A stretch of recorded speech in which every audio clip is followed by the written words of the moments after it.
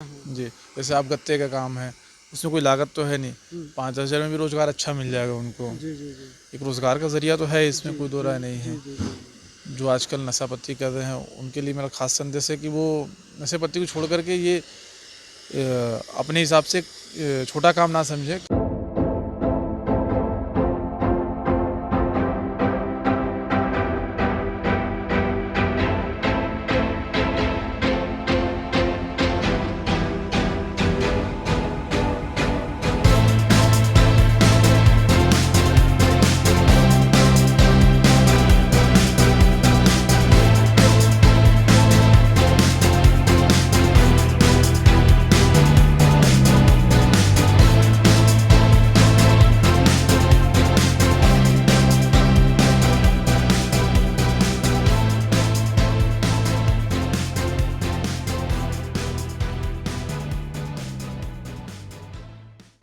नमस्कार, मैं दीपक पांडे और आप देख रहे हैं फटाफट न्यूज।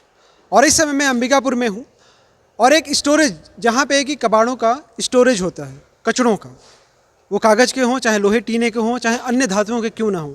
और ठीक मेरे राइट साइड में देखेंगे आप तो यहाँ पे कुछ भाई लोग हैं और किस तरह से वो कचड़ों को निकाल रहे हैं। वो किताब हो, कॉपी हो, और किस तरह से उनकी छटाई कर रहे हैं ताकि आगे जाके ये रिसाइकल कैसे हो सके। रिसाइकिल होना बहुत ज़रूरी है। देखिए, कोई भी चीज़ अगर शुरू होती है, स्टार्ट होती है, तो अंत में होने के बाद फिर से वो क्रम शुरू होता है। यही चक्रीय क्रम कहा जाता है। तो इस क्रम में हम यहाँ पे आज जानेंगे कि जो भी कागज़ की चीज़ें हों या फिर लोहे टीने की चीज़ें हों या फिर अन्य धातुओं की बनी चीज़ें हों, जिनको कि हम सामान्य भाषा में कचरा कह देते हैं, लेकिन एक्चुअली क्या है, ये वेस्ट प्रोडक्ट हैं। वो सॉलिड के फॉर्म में हों चाहे कागज़ के फॉर्म में हों, और उनका किस तरह से रिसाइकलिंग होता है और कहाँ कहाँ से ये चीज़ें इकट्ठा की जाती हैं, कितनी उसमें मशक्क़त होती है, कितनी मेहनत होती है उन लोगों की जो कि घर घर में जाके, मोहल्ले में जाके, गांव में जाके इन सामानों को इकट्ठा करते हैं। और जब यहाँ पे लाते हैं वो, तो किस तरह से, देखिए मेरे सामने एक मशीन भी है और यहाँ पे दुकान के जो संचालक हैं, जो मालिक हैं, उनसे भी हम बात करेंगे और जानेंगे कि कितनी दिक्कत होती है लोगों को पहले तो यहाँ पे सामान लाने में, और यहाँ पे आने के बाद किस तरह से उनका देखभाल किया जाता है। देखिए, ऊपर आपको टीन का पूरा एक वो दिखेगा, रूम जैसा, हॉल जैसा, जहाँ पे ये चीज़ें सेफ़ हैं ताकि अगर बारिश भी हो, कोई भी मौसम ख़राब हो, ताकि ये ख़राब ना हो। और फिर किस तरह से इनका रिसाइकलिंग होता है। हेलो सर, मैं आपका नाम जानना चाहूँगा। मेरा नाम मोहम्मद बाबर है। बाबर जी, हमें ये बताइए कि यहाँ पे जो हमें चीज़ें दिख रही हैं, कागज़ की चीज़ें जो वेस्ट हैं, है ना, तो यहाँ पे आने के बाद किस तरह से उनको रिसाइकिल करने का प्रयास करते हैं या फिर किस तरह से उनको आगे भेजने का प्रयास करते हैं ताकि फिर से ये यूज में आ सके। सबसे पहले तो जो हमारे कोचिया लोग होते हैं, जो ठेला लेकर के घूमते हैं, घर घर जा कर के वो जो भी घर में कचड़े होते हैं, वो लोहे के सामग्री हो या प्लास्टिक के हो या कागज़ के, गत्ते हों, कार्टून हो, कॉपी का मतलब जो भी, वो पहले इकट्ठा कलेक्ट करके लाते हैं, फिर दुकानों में तौलते हैं, फिर दुकानों से हमारे द्वारा जो है उठा करके अपने यार्ड में लाया जाता है। और उसके बाद जो है हमारे स्टाफों के द्वारा अलग अलग कई प्रकार की इसमें क्वालिटियाँ होती हैं, तो उसको छटनी करके फिर अपने बेले उसमें क्या है कि गत्ते जो है बहुत हल्के होते हैं, उसके लिए बेलिंग मशीन है, उसमें बेलिंग होता है। ये बेरिंग मशीन के बारे में थोड़ा सा बताइएगा हमें कि बेसिक इसका फंक्शन क्या है, किस तरह से काम करता है ये। बेसिक फंक्शन इसमें 3 सिलेंडर है। जी 3 सिलेंडर है और इससे ये है कि जैसे आप अगर ट्रकों में ट्रांसपोर्टिंग कीजिएगा तो काफ़ी वेट कम जाता है। तो उसके बेलिंग करने के बाद जो है, अगर आप जनरली किसी ट्रक में डालेंगे तो 1 टन में 1000 केजी में ट्रक भर जाएंगे, और इसको बेलिंग करके भरिएगा तो आपको 15 से 20 टन करीब आएगा एक ट्रक में। तो ये इसके लाभ हैं। तो वो उसको कंप्रेस कर देता है वेट को, ताकि कि ज़्यादा से ज़्यादा मात्रा में यहाँ पे प्रोडक्ट जा सके। जी जी। और लोग जैसे कि कार्टून्स वगैरह है या घर से लोग ध्यान नहीं देते, इसको फेंक देते, सोचते हैं कूड़ा है, कचरा है करके। हालांकि पहले की तुलना में आज सभी लोग जागरूक हो गए हैं अपने स्तर से। फिर भी जो कचड़े होते हैं अगर निगम को भी देते हैं कचड़े में, तो निगम से भी रिसाइकलिंग करके अपन उनसे परचेस करते हैं। तो यहाँ से चीज़ें कहाँ जाती हैं, अगर मैं बाहर की बात करूँ तो कहाँ तक भेजती हैं? दिल्ली, गाजियाबाद, मेरठ, कानपुर, वाराणसी, राजनांदगांव, जी जी अलग अलग जैसे जिसका डिमांड रहता है, जहाँ से पार्टी अपने से मांग करता है वहाँ देते हैं, जी जी जहाँ मुनासिब रेट मिल जाए। जी जी।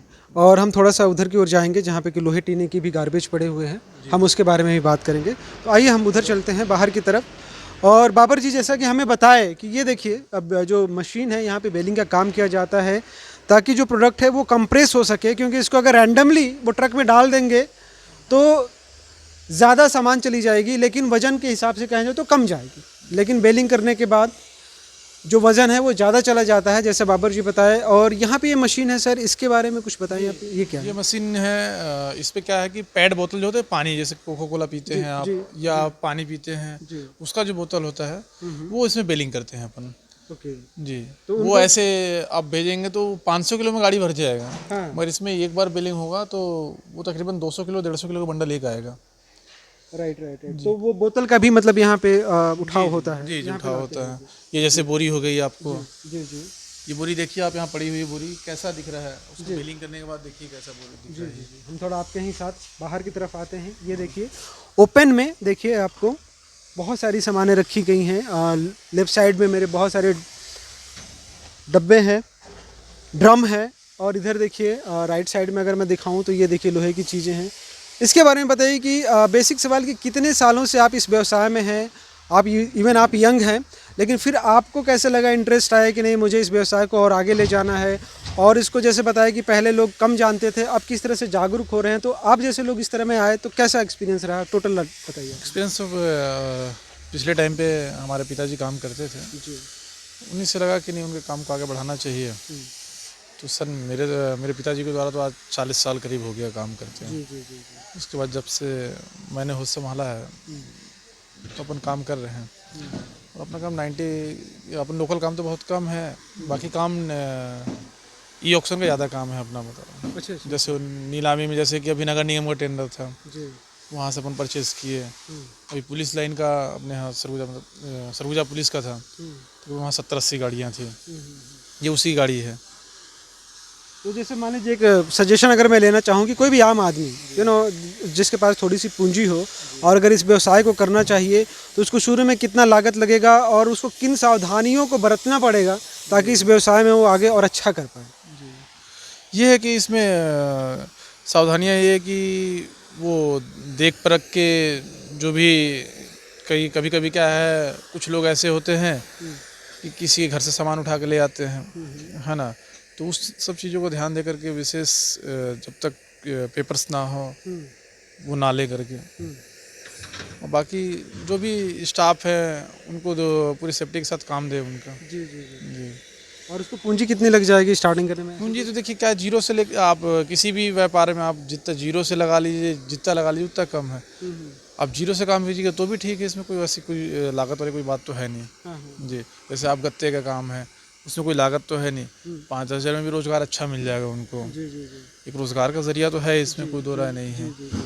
जो आजकल नशापत्ती कर रहे हैं उनके लिए मेरा खास संदेश है कि वो नशेपत्ती को छोड़ करके ये अपने हिसाब से छोटा काम ना समझे। काम छोटा है मगर हाँ हाँ, ये एक थोड़ा सा मसला रहता है ना समाज में, कई लोगों का नज़रिया रहता है। दिख रही है, ये लगेगा कि कचड़ा है, कचरा है, राइट राइट। ठीक है, मगर ये 7 रुपये kg का है ये। जी जी। तो रिसाइकलिंग बहुत सारी चीज़ें हैं, प्लास्टिक है, गत्ते हैं, लोहे में तो ज़्यादा प्रकार नहीं है, बाकी प्लास्टिक और ये जो कॉपी किताब, इसमें बहुत प्रकार की क्वालिटियाँ होती हैं। तो अगर मैं मंथली वाइज पूछूं तो एक महीने के अंदर कितना ज़्यादा आप मतलब सामान इकट्ठा कर पाते हैं और कितना ज़्यादा उसको दिल्ली, गाज़ियाबाद, मेरठ या और शहरों में भेज पाते हैं? अगर मैं औसत एवरेज पूछूं, ऑन एन एवरेज। औसत एवरेज अपना लगभग जो है 50 टन करीब कार्टून गत्ते का काम है। जी जी जी।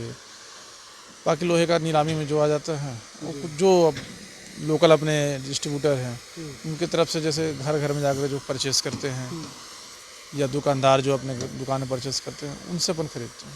तो सरगुजा संभाग की बात कहूँ तो कहाँ से यहाँ पे आपके प्रोडक्ट आ जाते हैं? कहाँ से गार्बेज या कचड़े यहाँ पे इकट्ठे हो जाते हैं? कचड़े नगर निगम से आते हैं अपने यहाँ, फिर अपन नगर पंचायत विश्रामपुर हो गया या भड़गांव हो गया नगर पंचायत, जी सभी जगह अपना कॉन्टैक्ट है। जी जी। जी, तो वहाँ से चीज़ें वहाँ से आती हैं चीज़ें। जी जी।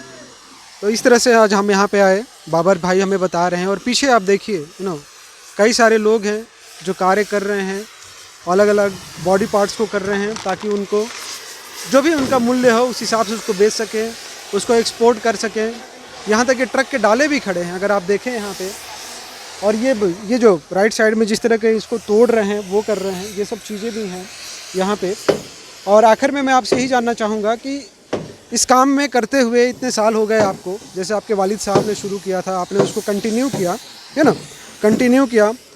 तो आज के समय में अगर मैं कहा चाहूँ, जैसे लॉकडाउन हो या फिर लोगों को रोज़गार का जो मेन प्रॉब्लम जा रहा है, किस तरह से काम को करें ना करें, तो ये कितना हेल्पफुल हो सकता है इन जनरल। जैसे आपने नशों वालों की बात की कि नशे वालों करना चाहिए, लेकिन एक एजुकेटेड लड़का, जैसे आप एजुकेटेड हैं, एक तालीम जो लिया हुआ है, वो भी अगर इस काम में करना चाहे तो किस तरह से इसमें आएगा? इस तरह से मतलब आप एक्सपोर्ट का काम है इसमें, स्क्रिप्ट जो है आप इंटरनेशनल मार्केट में स्क्रिप्ट का जी आप ऑनलाइन जो है, जैसे मैं आज के डेट में जो है ऑनलाइन से अपन परचेस करते हैं, ऑनलाइन से 70% काम अपना ऑनलाइन से ही है ना, ऑनलाइन से अपन परचेस करते हैं। ओवरऑल इंडिया हो, इंटरनेशनल मार्केट में तो अपन नहीं गए हैं, मगर नेशनल मार्केट में तो पूरे तरीक़े से अपने है कि हर जगह से कहीं से भी अपन परचेस कर सकते हैं। उसके लिए आप रजिस्ट्रेशन करा लीजिए, ऑनलाइन रजिस्ट्रेशन आजकल फ्री में निःशुल्क हो रहा है।